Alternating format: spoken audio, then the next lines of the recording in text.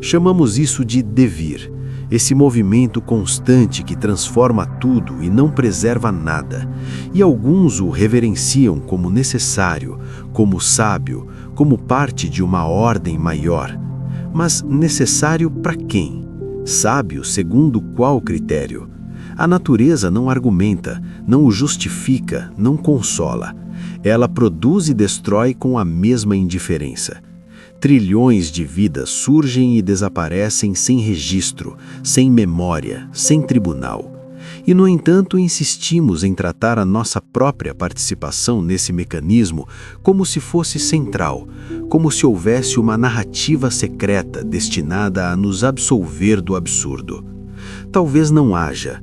Talvez estejamos apenas dentro de um moinho que transforma tempo em desgaste e consciência em pó, enquanto inventamos significados para suportar o ruído das engrenagens.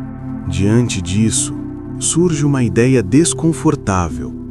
E se a verdadeira radicalidade não estiver em perseverar, mas em compreender, não em lutar contra cada obstáculo, mas em perceber a estrutura inteira que nos envolve?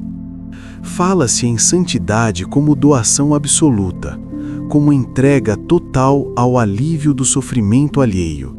E há algo de profundamente admirável nisso. Aqueles que dedicam a vida a diminuir a dor do mundo são sem dúvida os mais liminosos entre nós.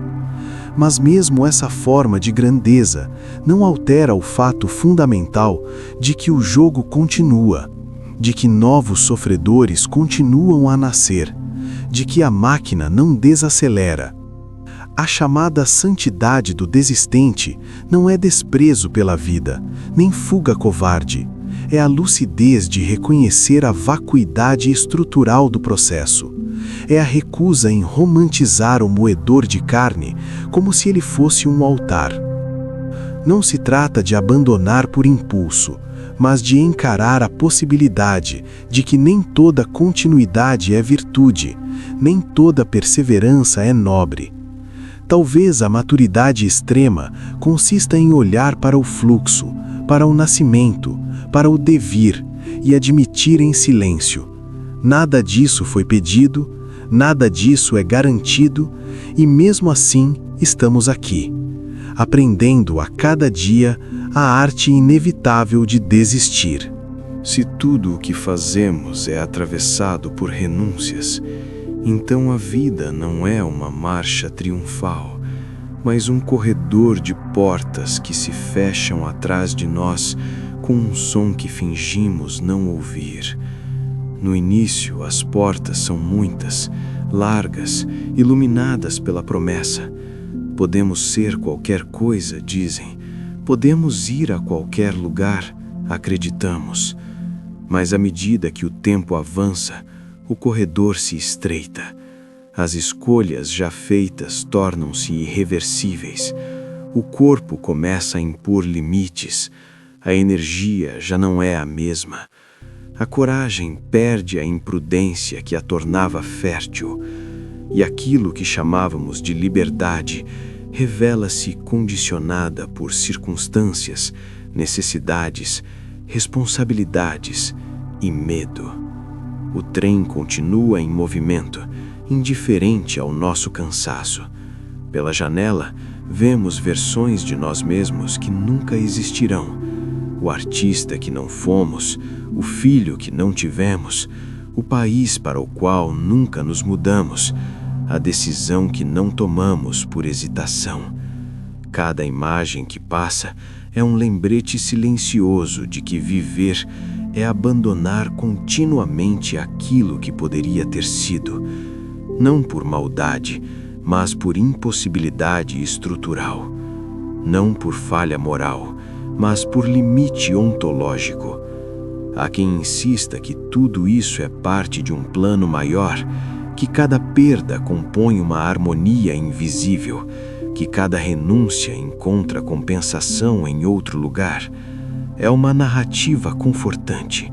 Ela nos protege da vertigem. Mas quando olhamos com mais frieza, percebemos que a natureza não promete compensações, apenas continuidade. Ela não deve nada a ninguém, produz vida em excesso e a descarta na mesma proporção. Não há tribunal cósmico avaliando intenções, não há contabilidade secreta equilibrando dores e alegrias. Se houve um Criador, ele parece ter abandonado a obra à própria sorte. Se não houve, então somos apenas o resultado de forças cegas que se reorganizam sem propósito. Em ambos os casos, a responsabilidade de suportar o peso da existência recai sobre nós. E é aqui que a ideia de desistência assume sua forma mais radical. Não como fuga infantil, não como desespero impulsivo, mas como lucidez diante da vacuidade. Compreender que nada nos é devido e que nada devemos ao mecanismo impessoal do mundo é paradoxalmente libertador. A Mãe Natureza, essa entidade indiferente que sufoca seus filhos aos trilhões todos os dias, não exige gratidão. Nós é que inventamos a obrigação. E então chegamos à última estação, aquela que evitamos nomear, mas que organiza todas as outras. Depois de tantas pequenas desistências, de projetos, de amores, de versões possíveis de nós mesmos, resta a desistência final, aquela que dissolve o próprio sujeito que desistia. Voltamos ao estado de inexistência do qual fomos arrancados sem consulta. Se tudo corre como esperado, regressamos ao silêncio anterior à consciência, à ausência de escolhas, à ausência de perdas. E há algo estranhamente sereno nessa perspectiva. Imaginar um estado em que não é mais necessário decidir, competir, justificar, perseverar. Um estado em que ninguém pode desistir de nós e em que não precisamos desistir de ninguém. Talvez a verdadeira tranquilidade não esteja em vencer o jogo, mas em reconhecer sua estrutura e aceitar que ele termina para todos. Não se trata de glorificar o fim, mas de retirar o véu que cobre o processo inteiro. A vida não é um teste para heróis eternos, nem uma escada infinita rumo a alguma perfeição oculta.